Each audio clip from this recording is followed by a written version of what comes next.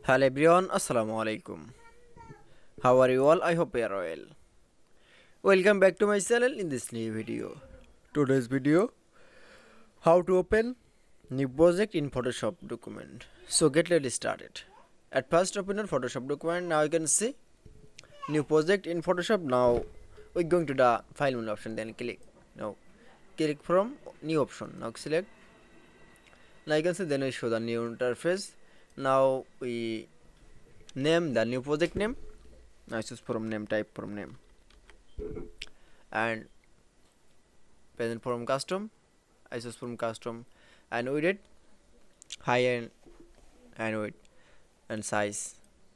Now resolution from 720 and color mode from RGB color. Now choose. Now click from OK. Now adjust. That is. Now you can see open new project in Photoshop document is very easily. I hope to enjoy the video. Please like, comment, share and subscribe my channel. Thanks for watching.